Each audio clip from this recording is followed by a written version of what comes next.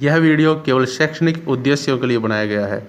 यदि इस वीडियो में किसी प्रकार की कोई गलती होती है या किसी को भी ठेस पहुंचती है तो उसके लिए हम क्षमा प्रार्थी हैं। नमस्कार दोस्तों, मैं विजयपाल एक बार फिर से स्वागत करता हूं आप सभी का आपके अपने channel simple maths for you में। मैथमेटिक्स के नॉलेज के इस चैनल में आप सभी का एक बार फिर से स्वागत है।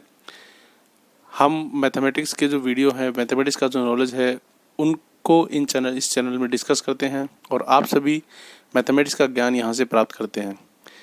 आज का वीडियो शुरू करने से पहले सभी से मैं रिक्वेस्ट करूँगा कि वीडियो को बिल्कुल लास्ट तक देखिए। हर बार की तरह चैनल पर यदि नए हैं तो चैनल को सब्सक्राइब कर लीजिए।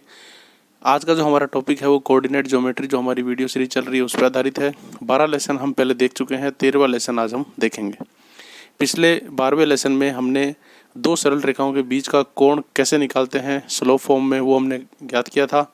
आज के वीडियो में हम देखेंगे कि दो सरल रेखाओं को कि वो समांतर हैं या लंबवत हैं, उनका जो प्रतिबंध होता है, यानी किस प्रकार से दो सरल रेखाओं में आप पता लगाएंगे कि वो समांतर हैं या लंबवत है, वो हम आज के वीडियो में देखेंगे। तो फटाफट से वीडियो को शुरू करते हैं। वीडियो को पूरा देखिए, लास्ट तक देखिए। चैनल पर नहीं हो तो सब्सक्राइब कर लीजिएगा। वीडियो अच्छा लगे तो लाइक कीजिए और अपने सभी दोस्त जितने भी हैं, जिनको भी मैथमेटिक्स के इस वीडियो की ज़रूरत है, आपको लगता है, आप उनको ज़रूर शेयर कीजिए ताकि मैथमेटिक्स का जो नॉलेज है, जो ज्ञान है, वो सब जगह फैलता रहे। तो चलिए शुरू करते हैं। देखिए, दो सरल रेखाओं के समांतर या लंबवत होने का प्रतिबंध। सबसे पहले तो मैं आपको यहाँ बता दूं कि हम जो समांतर रेखा लेंगे हम जो रेखाएं लेंगे वो लेंगे स्लोप फॉर्म में, यानी y बराबर mx प्लस सी में। वैसे हम जनरल फॉर्म भी ले सकते हैं, ठीक है। जनरल फॉर्म जो होती है ax plus B Y plus C is equal to 0, ये जनरल फॉर्म भी हम ले सकते हैं, ये भी ले सकते हैं। लेकिन मोस्टली क्या होता है कि इस फॉर्म में दी हुई होती है, या अगर जनरल फॉर्म में है तो आप उसको इसमें कन्वर्ट करके इस प्रकार के जो क्वेश्चन है वो हल करते हैं। तो इसीलिए हम ये फॉर्म लेते हैं।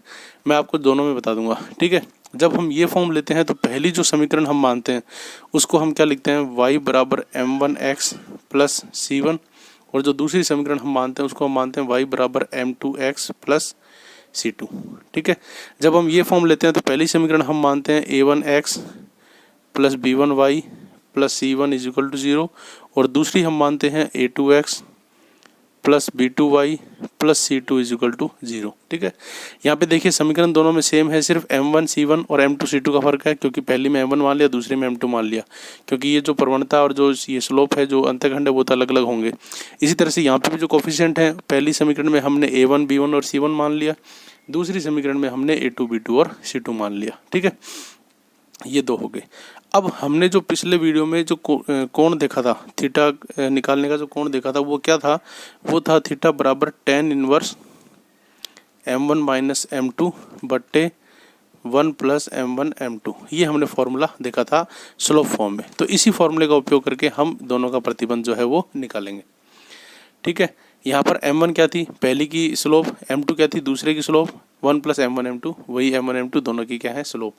तो यहाँ पर अब हम देखते हैं समांतर और लंबवत दोनों का प्रतिबिंब। तो मैं यहाँ पे आपको कंपैरेटिवली बताऊंगा। कंपैरेटिवली बताने से आपको दोनों बातें बिल्कुल क्लियरली समझ में आएंगी। एक तरफ तो मैं लेता हूँ समांतर का प्रतिबंध। समांतर को इंग्लिश में बोलते हैं पैरेलल। अगर दोनों लाइन पैरेलल है तो क्या प्रतिबिंब होगा।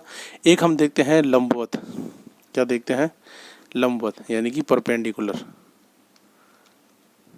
ठीक है। परपेंडिकुलर होंगी तो क्या होगा, ठीक है।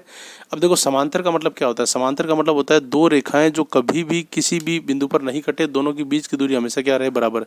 तो जब दो रेखाएं समांतर होती है तो उनके बीच का जो कोण होता है वो कितना होता है, 0 डिग्री होता है। जब दो रेखाएं क्या होती हैं, समांतर, तो उनके बीच का जो कोण होता है वो कितना होता है, 0 डिग्री होता है।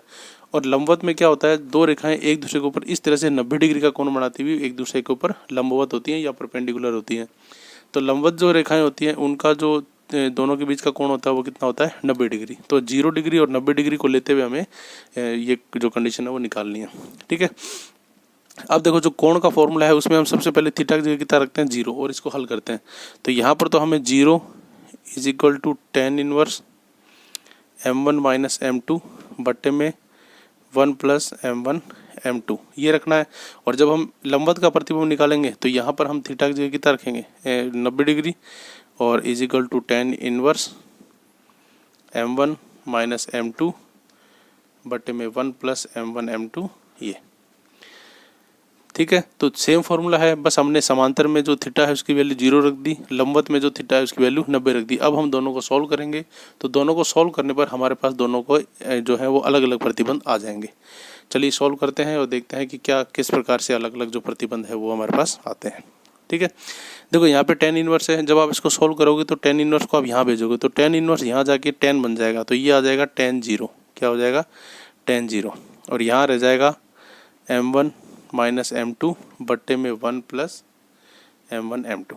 ठीक है, अब यहाँ पे आप देखो tan 0 का क्या मान होता है, तो tan 0 का मान हमने जो त्रिकोणमिति पढ़ी थी उसमें एक टेबल मैंने आपको बताई थी। आपने यदि त्रिकोणमिति की सीरीज नहीं देखी तो आप वो सीरीज देख लीजिए, या अगर आप 9-10 लेवल के हैं तो आपको tan की वैल्यू पता होगी, 11th में है तो भी आपको tan की वैल्यू पता होगी। tan 0 का जो मान होता है, tan 0 की जो वैल्यू होती है वो क्या होती है? 0 होती है। ठीक है, तो यहाँ पर tan 0 की वैल्यू हमने 0 रख दी, is equal to m1 minus m2 बट्टे 1 प्लस m1 m2, ये आ गया।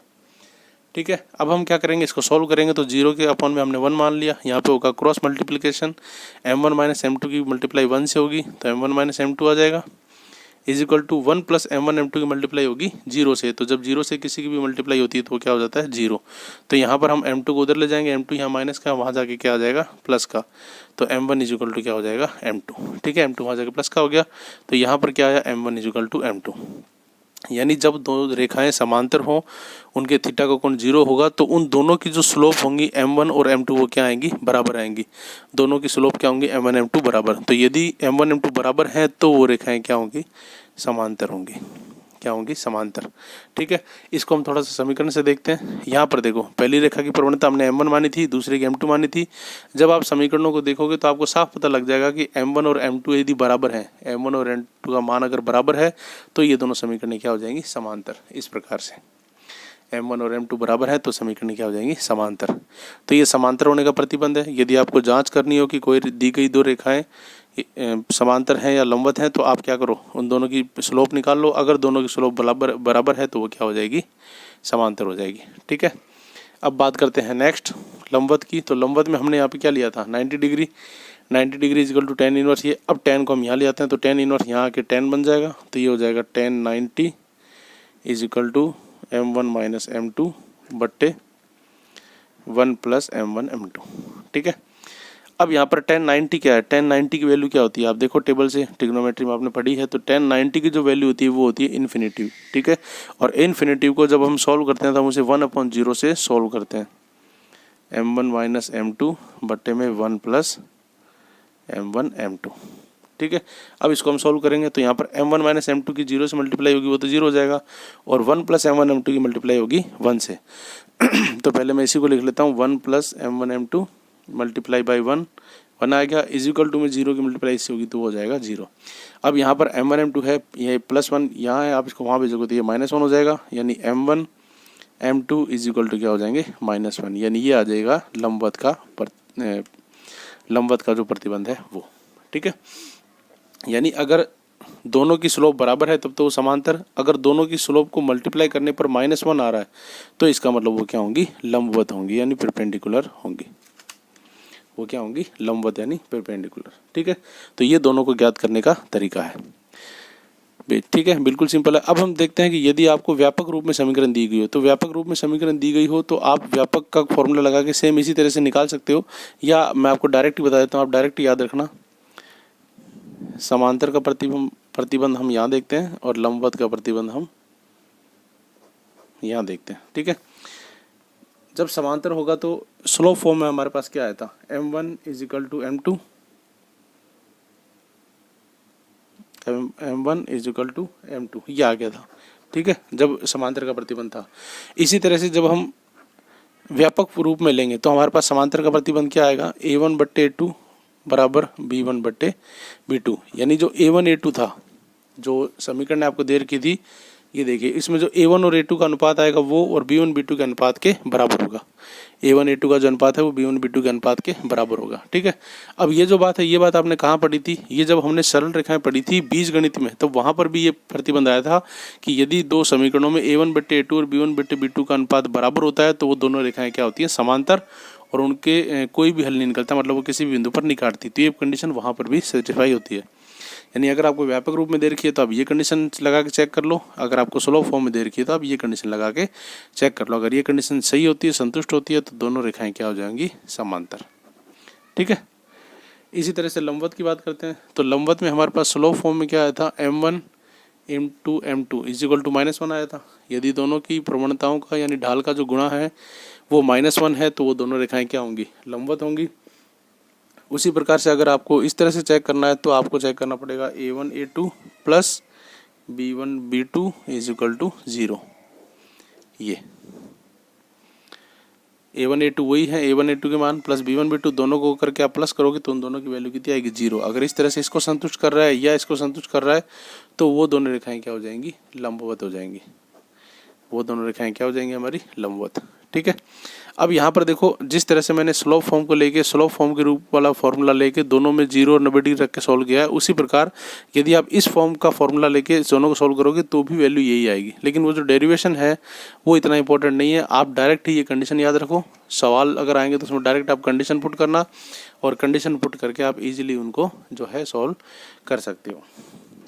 तो ये था हमने जो आज टॉपिक लिया था। एक बार वापस से मैं आपको रिवाइज करा देता हूँ।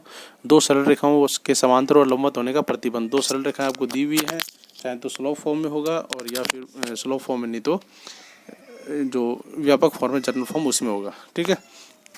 दोनों के बीच में tan थीटा का फॉर्मूला हमने लगाया, जो दोनों के बीच का कोण निकालने का फॉर्मूला था।